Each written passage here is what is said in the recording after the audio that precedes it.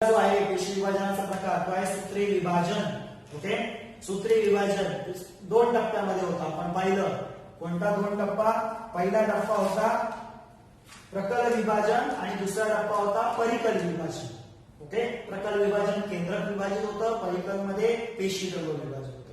प्रकल विभाजनामध्ये 4 टप्पे आहेत. किती टप्पे आहेत? 4. त्यातला पहिला टप्पा. ओके, त्यातला पहिला टप्पा आपण घेणार आहोत. पहिला टप्पा आहे पूर्वावस्था.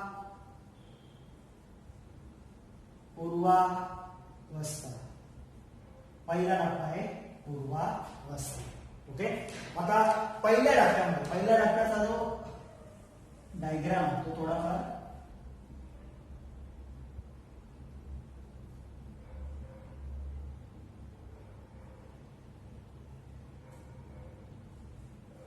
पहिला आपण डायग्राम करूया. हे क्रोमोझोम दाखवतोय मी, म्हणजे गुणसूत्र दाखवतोय.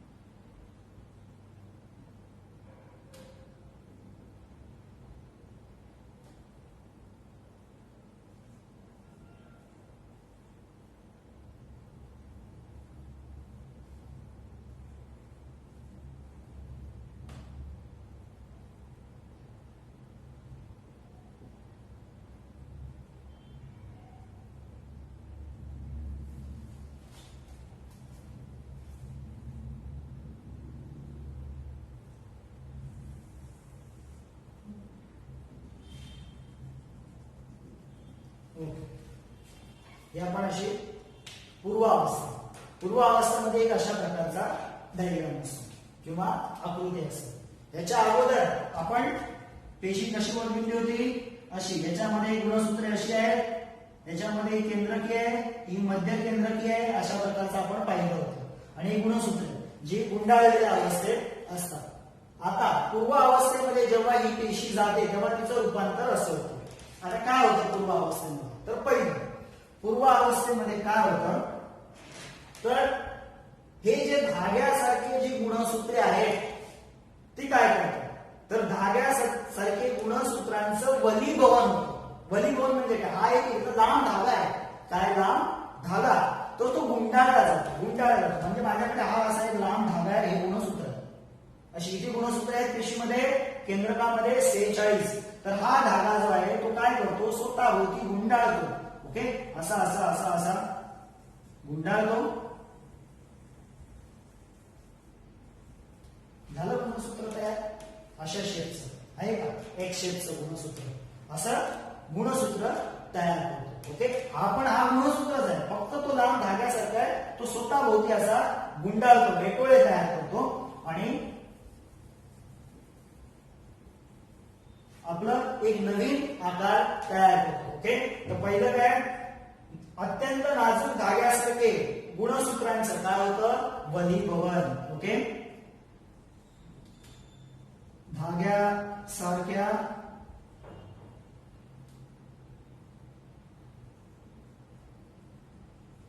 गुणसूत्रांचे वलीभवन. धाग्यासारख्या गुणसूत्रांचं काय होतं? वलीभवन. म्हणजे धाग्यासारखा गुणसूत्र होता, त्याचं असं वलीभवन झालं आणि अशी गुणसूत्र तयार होतात. अशी गुणसूत्रे तयार होतात. पुढे काय होतं तर हे गुणसूत्र आहे आखूड होत जातं आणि जाड होत जातं. आखूड होत जातं, छोटं छोटं लांब धागा आहे तो वलीभवन करत करत आखूड होतो आणि छोटा होतो. पहिला एवढा लांब धागा होता, आता बघा कसा छोटा झाला. ओके, वलीभवन करत आखूड होत छोटा होतो. अशा प्रकारचा छोटा होतो. आणि हे गुणसूत्र असं छोटं होऊन त्याच्या अर्धगुणसूत्री जोडीसह दिसू लागतात. अर्धगुणसूत्री जोडी मी काय म्हणालो होतो? हा गुणसूत्र आणि हा एकाच गुणसूत्राच्या या दोन भुजा आहेत त्याला म्हणतात अर्धगुणसूत्री जोडी. म्हणजे हा गुणसूत्र जो आहे तो अर्धगुणसूत्रीसह जोडीसह दिसू लागतो, जो आपल्याकडे अशा प्रकारचा दिसतोय. ओके, गुणसूत्र अर्ध गुणसूत्री जोडी सहित दिसू लागते. ओके, एक्सप्लेनेशन पुस्तकात दिलेलं आहे, मी इथे थोडक्यात लिहितो, पुस्तकातून तुम्ही बाहेर करा. ओके, पहिलं काय म्हणाला, धाग्यासारखं गुणसूत्राचं वलीभवन होतं, तो लहान होत जातो, आखूड होत जातो आणि आपल्या अर्ध गुणसूत्री जोडीसह दिसू लागतो. तारा केंद्र आहे. आता आपण हा बघितला होता मध्यकेंद्री. मध्यकेंद्रीमध्ये हे दोन डॉट दिसत आहेत का, त्याला म्हणतात तारा केंद्र. याला काय म्हणतात, हे दोन डॉट दिसत आहेत त्याला काय म्हणतात, तारा केंद्र. ते द्विगुणित होतं. ते काय होतं, द्विगुणित. हे बघा, मी इथे तारा केंद्र दाखवलंय, हे तारा केंद्र. ते पहिलं कुठे होतं, इथे असं होतं, मध्य केंद्रकीत होतं. ते द्विगुणित होतं आणि कुठे जातं, त्याच्या विरुद्ध ध्रुवाला जातं. हा इकडे जातो, हा इकडे जातो. ओके, म्हणजे काय म्हणलंय, तारा केंद्र द्विगुणित होते आणि कुठे जाते, विरुद्ध ध्रुवांना. तारा केंद्र कुठे असतं, तारा केंद्र हे बघा, या मध्य केंद्रकीत तारा केंद्र आहे तिथे. ते द्विगुणित होतं आणि कुठे जातं, विरुद्ध ध्रुवांना. तारा केंद्र द्विगुणित होऊन विरुद्ध दिशेला जाते. ओके, तारा केंद्र द्विगुणित होतं आणि दोन विरुद्ध केंद्रांना ते जात आहे. आणि केंद्रिका जो आहे, केंद्रिका म्हणजे काय, ही जी आपण पेशी बघितली होती त्याच्यामध्ये इथे केंद्रिका होती, इथे केंद्रिका होती. ती केंद्रिका नाहीशी व्हायला सुरू होते. आता तुम्ही जर इथे बघाल, या आकृतीमध्ये जर आपण बघितलं तर इथे केंद्रिका दिसत नाही, तर केंद्रिका नाहीशी होते. केंद्रिका दिसत नाही, नष्ट व्हायला सुरुवात होते. ओके, तर पूर्वावस्था, पहिली अवस्था म्हणजे आहे पूर्वावस्था. त्याच्यामध्ये काय होतं, धाग्यासारख्या गुणसूत्रांचं वलीभवन होतं. धाग्यासारखा गुणसूत्र आहे, तो गुंडाळला जातो स्वतःभोवती आणि अशा प्रकारचा आकार तयार करतो. नंतर आहे गुणसूत्र, त्याच्या अर्ध गुणसूत्री जोडीसह दिसू लागतात. अर्ध गुणसूत्री जोडी बघा, ह्या दोन अर्ध गुणसूत्रीसह जोडीसह दिसू लागले. तारा केंद्र कुठे असतं, तारा केंद्र इथे मध्य केंद्रकीमध्ये. ते द्विगुणित होतं आणि विरुद्ध केंद्राला जात आहे. आणि इथे केंद्रकी असतं, दिसतंय का, ते इथून नष्ट झालेलं आहे किंवा नाहीसं व्हायला सुरुवात झाली. केंद्रिका नाहीसं व्हायला सुरुवात झाली. अशा प्रकारची पहिली अवस्था आहे, ती आहे पूर्वावस्था. आता याच्या पुढची जी अवस्था आहे ती फार महत्वाची, तिला म्हणतात मध्यावस्था.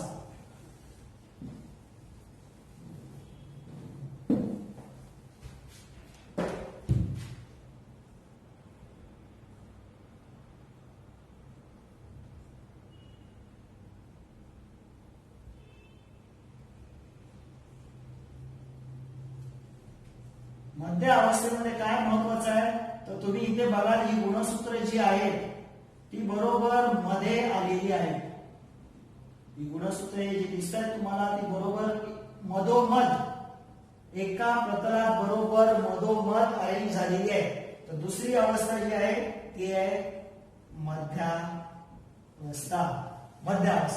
मध्यावस्थेमध्ये काय होतं, तर मध्यावस्थेमध्ये तुम्ही जर बघाल, इथे जे केंद्रकाचं जे आवरण होतं, ही पेशी आहे, हे केंद्रक आहे. हे केंद्रकाचं जे आवरण होतं ते आता इथे दिसत नाहीये.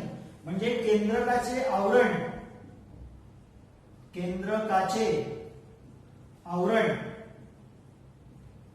नष्ट होतं, निघून जातं. केंद्रकाचं आवरण पूर्णपणे निघून गेलंय आणि ही जी गुणसूत्र आहेत त्याच्या अर्ध गुणसूत्री जोडीसह स्पष्ट दिसतात. गुणसूत्रे त्याच्या अर्ध गुणसूत्र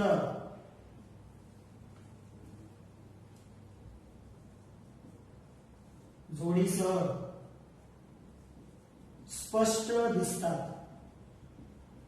ओके, आता एखादा आपल्याला पेशी जर अभ्यास करायचा आहे पेशीचा, तर त्या पेशीचा अभ्यास करण्यासाठी सगळ्यात चांगली अवस्था कोणती असते, तर ती असते मध्य अवस्था. का, तर मध्य अवस्थेमध्ये ही जी गुणसूत्रे आहेत ती एकदम स्पष्टपणे दिसतात. जर तुम्ही मायक्रोस्कोपच्या खाली जर बघितलं, ओके, तर ती एकदम स्पष्टपणे दिसतात. म्हणून पेशीचा अभ्यास करायचा आहे तर मध्य अवस्था ही सगळ्यात चांगली अवस्था आहे आणि त्याच्यामध्ये तुम्हाला गुणसूत्रे अशी एका लाईनीमध्ये दिसतील. गुणसूत्र कशी आहे? गुणसूत्रे ही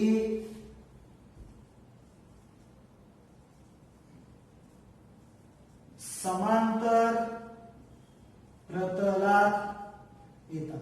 गुणसूत्रे कशी येतात? एका समांतर प्रतलात येतात. सगळी गुणसूत्रे बघा एका समान प्रतलात येतील आणि ही जी गुणसूत्रे आहेत ती बरोबर कशाने जोडलेली आहेत? त्यांच्या बरोबर बघा हा गुणसूत्र बिंदू जो आहे त्याला या धाग्याने जोडलेली आहे. ही गुणसूत्रे या धाग्याने बरोबर जोडलेली आहेत. त्याला या धाग्याला तुर्कतंतू असं म्हणतात. या धाग्याला काय म्हणतात? तुर्कतंतू. ओके, फायबर इंग्लिश मध्ये त्याला काय म्हणतात? फायबर असं म्हणतात. स्पिंडल फायबर, मराठीमध्ये त्याला तुर्कतंतू.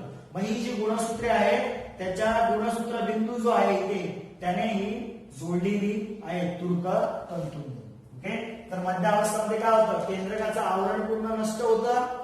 गुणसूत्रे त्याच्या अर्ध गुणसूत्र जोडीसह स्पष्ट दिसतात आणि गुणसूत्रे समांतर प्रतलात येतात. बरोबर समांतर दिसतात. हे महत्वाचं आहे. याच्यामध्ये परीक्षेला तुम्हाला हा आकृती देणार, ही आकृती, आणि याच्यावरून विचारणार ही कोणती अवस्था आहे स्पष्ट करा. मध्य अवस्था स्पष्ट करा असा प्रश्न येणार नाही. या आकृती देणार आणि तुम्हाला विचारणार. लक्षात ठेवायचं बरोबर मध्ये गुणसूत्र दिसली म्हणजे ही मध्य अवस्था आहे. ओके, आणि हे तुर्कतंतूंनी हे सगळी गुणसूत्रे जोडलेली असतात. दिसतात तुम्हाला इथे बरोबर त्याच्या गुणसूत्र बिंदूतून हे तुर्कतंतू गेलेली आहे. तर इथे संपते ही मध्य अवस्था. ओके, पुढची जी आहे ती पश्चावस्था.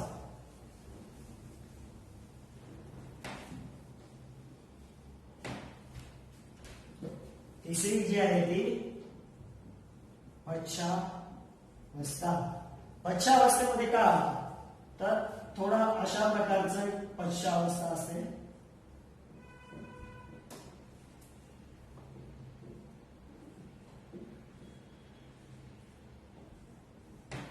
अशा प्रकारची पश्चावस्था असते. आता पश्चावस्थेमध्ये तुम्हाला काय दिसतं तर गुणसूत्र असं होतं हे त्याच्या गुणसूत्र बिंदूमध्ये जोडलेलं होतं. आता तुम्हाला काय दिसतंय तर ही जी अर्ध गुणसूत्र जोडी जी आहे ही एक जोडी आणि ही एक जोडी, याला अर्ध गुणसूत्र जोडी म्हणतात. एकाच गुणसूत्राची ती वेगळी झाली. ही बघा ही वेगळी झाली आहे, ही वेगळी, म्हणजे गुणसूत्राची जी जोडी आहे अर्ध गुणसूत्राची जोडी ती वेगळी झाली. ही एक इकडे आले एक इकडे गेले, एक इकडे आले एक इकडे आले, म्हणजे असे किती गुणसूत्रे असतात? 46. म्हणजे अर्ध गुणसूत्रांच्या जोड्या पण किती असणार? 46. त्या वेगळ्या होतात. इथून वेगळ्या झाल्या, इथून वेगळ्या झाल्या. ओके, आता पहिला पश्चावस्थेमध्ये पहिलं काय? गुणसूत्र बिंदूचे विभाजन होते. गुणसूत्र बिंदू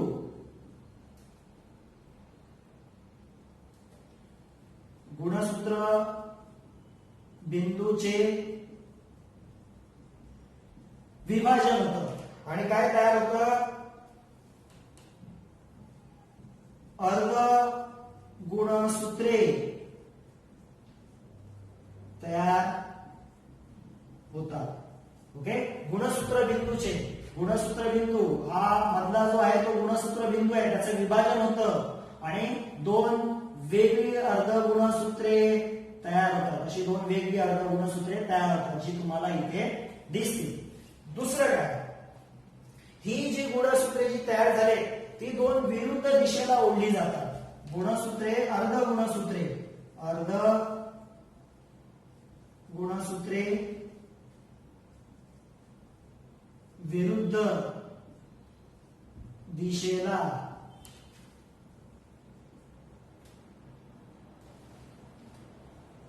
ओढली जातात. ओके, विरुद्ध दिशेला ओढली गेली. अर्धी इकडे आले अर्धी तिकडे गेले. अर्ध गुणसूत्रे काय केली जातात? विरुद्ध दिशेला ओढली जातात. तिसरं काय?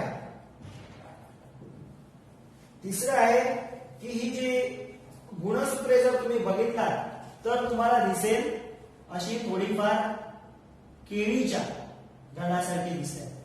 तुम्ही जर आपण केळीचा एक बंच घेतला अर्धा डझनचा 1 डझनचा तर तुम्हाला कसं दिसेल असा एक बंच दिसतो केळीचा. तर ही अर्ध गुणसूत्रे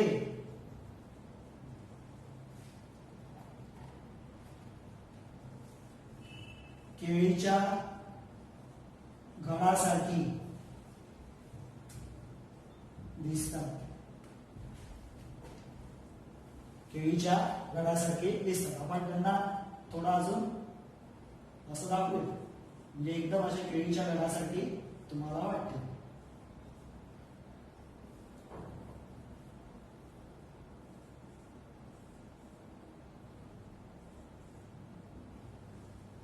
आता जर तुम्ही बघितलं तर एकदम केळीच्या घडासारखी दिसते. आता काय होतं पश्चावस्थेमध्ये काय होतं गुणसूत्र बिंदूचे विभाजन होतं आणि अर्ध गुणसूत्रे तयार होतात. अर्ध गुणसूत्रे तयार झाली.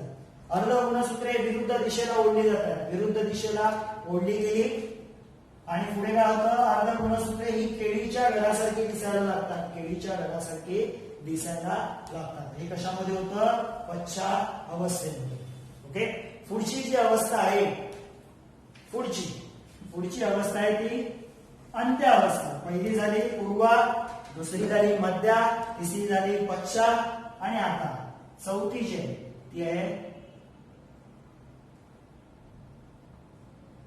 अंत्यावस्था. चौथी आहे ते अंत्यावस्था. अंत्यावस्थेमध्ये काय अंत्यावस्थेमध्ये पुढे 2 केंद्रक तुम्हाला इथे तयार झालेली दिसतात. अंत्यावस्थेमध्ये किती केंद्रक तयार झालेली असतील 2 आणि त्याच्यामध्ये ही अशी गुणसूत्रे जी आहेत ती परत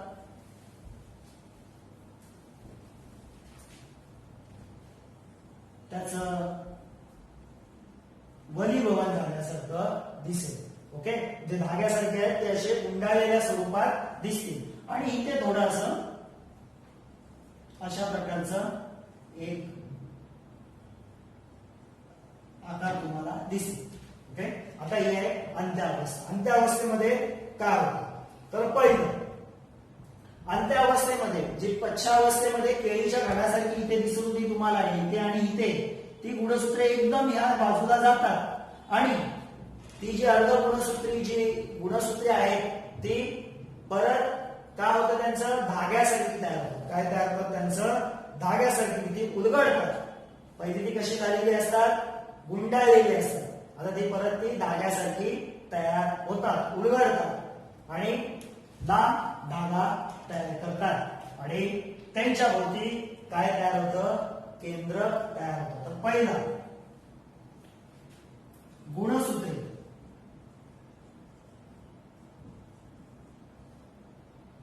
उलगडतात. ओके. म्हणजे ही अशी फोल्ड झालेली आहे तर ती अशी उलगडणार आणि असा एक असा धागा तयार गुणसूत्रे काय होतात उलगडतात. पुढे काय होतं गुणसूत्रे नाजूक धाग्यासारखी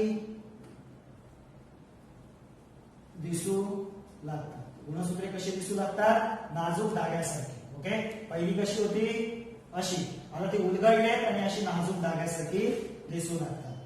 पुढे काय होतं ती त्यांच्यावर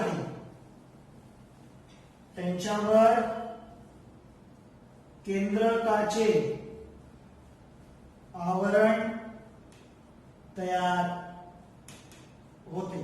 केंद्रकाचं आवरण बघा ही नाजूक धाग्यासारखी झाली आणि त्यांच्यावरती काय येतं केंद्रकाचं आवरण येतं आणि एकाच पेशीमध्ये 2 केंद्रके तयार होतात. पेशीत 2 केंद्रके तयार होतात. पेशीमध्ये किती केंद्रके तयार होतात 2 केंद्रके आणि त्याचे तर्कतंतू जे होतात जे असे तर्कतंतू होते असे हे तर्कतंतू जे आहेत ते पूर्ण नाहीसे झाले. तर्कतंतू काय झाले नाहीसे झाले आणि केंद्रकी सुद्धा दिसू लागते. ही बघा ही आहे केंद्रकी. ओके, आता काय काय होतं अंत्यावस्थेमध्ये, काय काय होतं, गुणसूत्रे उलगडतात, म्हणजे जी अशा प्रकारची होती ती उलगडली आणि अशा प्रकारची झाली. गुणसूत्रे नाजूक धाग्यासारखे दिसू लागतात, धाग्यासारखे दिसू लागतात, दिसतोय हा धागा. नंतर त्यांच्यावर केंद्रकाचे आवरण येते, केंद्रकाचे आवरण आले, त्यांच्यामध्ये केंद्रकी पण येते, केंद्रके पण आले आणि एकाच पेशीमध्ये दोन केंद्रके तयार झाले. किती केंद्रके तयार झाले? दोन. ओके, म्हणजे दोन केंद्रके तयार, म्हणून याला काय म्हटलंय? अंत्यावस्था. कोणाची अंत्यावस्था? पहिल्या स्टेजची. पहिली सूत्री विभाजनामध्ये पहिली स्टेज काय? प्रकल विभाजन. प्रकल विभाजन म्हणजे काय? दोन केंद्रक तयार होतात, म्हणजे त्याची अंत्यावस्था आहे जिथे दोन केंद्रक तयार झालेले आहेत. आता पुढची जी अवस्था आहे, इथे 4 अवस्था संपल्या. आता पुढची जी पायरी आहे ती आहे परिकल विभाजन. परिकल विभाजनामध्ये काय म्हटलं होतं आपण? तर हे जे आहे इथे इथे काय असतं? हे पेशी द्रव्य, सायटोप्लाझम असं इंग्लिश मध्ये म्हणतात, पेशी द्रव्य. आता पुढचा जो भाग आहे परिकल विभाजन, ज्याच्यामध्ये पेशी द्रव्याचं विभाजन होतं. कशाचं विभाजन होतं? पेशी द्रव्याचं. परिकल विभाजन. प्रकल विभाजन संपलं, त्याच्यामध्ये 4 अवस्था संपल्या. पूर्वावस्था, मध्यावस्था, पश्चावस्था, अंत्यावस्था. आता आहे परिकल विभाजन. दोन केंद्रक तयार झाले. ह्याच्यामध्ये काय होतं? हे फार छोटं असतं, जास्त मोठं नसतं. परिकल विभाजनामध्ये केंद्रक ऑलरेडी तयार झालेली आहेत. ह्याच्यामध्ये काय होतं? हे पेशी द्रव्य आहे ते विभागलं जातं. पेशी द्रव्य काय होतं? विभागलं जातं. आणि हा बघा, हा एक असा एक पूर्णपणे असा एक खड्डा तयार झालाय पेशीमध्ये. तो असा वाढत वाढत वाढत वाढत वाढत जाऊन पुढे असा वाढत जाऊन त्याच्यापासून दोन वेगळ्या पेशी तयार होतात. ही एक पेशी तयार झाली आणि ही एक पेशी तयार झाली. परिकल विभाजनामध्ये काय होतं? तर पेशी द्रव्याचं विभाजन होतं आणि हा पेशीमध्ये पडलेला इथून तो असा एक खड्डा आहे, तो वाढत जाऊन या पेशीच्या दोन पेशी तयार होतात. त्याला म्हणतात परिकल विभाजन. तर आपण परत एकदा रिवाइज करूया. सूत्री विभाजन किती स्टेप असतात? 2. प्रकल विभाजन, परिकल विभाजन. प्रकल विभाजन म्हणजे केंद्रकाचं विभाजन, परिकल विभाजन म्हणजे पेशी द्रव्याचं विभाजन. ओके, पहिला आपण पाहिलं प्रकल विभाजन. 4 अवस्था. कोणत्या अवस्था? पूर्वावस्था. पूर्वावस्थेमध्ये काय होतं? जे ह्या केंद्रकामध्ये बघा, हे कोण आहेत? गुणसूत्रे धाग्यासारखी असतात, त्याचं वलीभवन होतं. ओके, आणि ते गुंडाळी जाऊन स्वतःभोवती गुंडाळी जाऊन एक आखूड अशी तयार होतात आणि ती आपल्याला अशी दिसतात की तुर्कदंतू जे आहेत त्यांच्यावरती आलेली दिसतात. पुढच्या मध्यावस्थेमध्ये आपण पाहिलं की ती गुणसूत्रे बरोबर अशी प्रतलात बरोबर समांतर येतात आणि नीट चांगली दिसू लागतात स्पष्टपणे. पुढचा आपण पश्चावस्थेमध्ये पाहिलं की ती गुणसूत्रे त्यांच्या गुणसूत्र बिंदूपासून वेगळी होतात. हा गुणसूत्र त्याच्या गुणसूत्र बिंदूपासून वेगळं झालंय आणि असं अर्ध गुणसूत्री तयार होतात. आणि पाहिलं आपण ती कशासारखी दिसतात? केळ्याच्या घडासारखी दिसू लागतात. आणि अंत्य अवस्थेमध्ये आपण पाहिलं होतं की केळ्याच्या घडासारखी दिसणारी जी अर्ध गुणसूत्र जे आहेत ती त्यांचं परत ती धाग्यासारखी तयार होतात आणि इथे केंद्रक तयार होतं आणि त्याच्यामध्ये केंद्रकी येते. इथे ती अंत्यावस्था संपते. पुढे जातं ते परिकल विभाजनामध्ये. पुढे त्या पेशीमध्ये जी 2 केंद्रक तयार झाले त्याच्यामध्ये याचं कशाचं? पेशी द्रव्याचं विभाजन होऊन 2 पेशी तयार होतात आणि या पेशी तंतोतंत सेम असतात, एकसारख्याच असतात. म्हणून सूत्री विभाजनामध्ये जे सूत्री विभाजनाने काही ज्या एकपेशीय सजीव आहेत जे सूत्री विभाजनाने त्यांचे विभाजन करतात त्या दोन्ही पेशी या सेम दिसतात. एकपेशीय सजीव. आपल्यामध्ये वेगवेगळ्या पेशी तयार होतात. जे एकपेशीय असतात त्यांच्यामध्ये एकच पेशी असते ते जेव्हा एका पेशीपासून 2 पेशी तयार करतात. ओके, मग त्या दोन्ही पेशी समान दिसतात, सेम टू सेम दिसतात. का? तर एकाच प्रकारच्या पेशी असतात त्याच्यामध्ये. इथे आपलं हे सूत्री विभाजन संपलं आहे. पुढचं आहे अर्ध गुणसूत्री विभाजन, ते आपण नेक्स्ट टाइम बघू.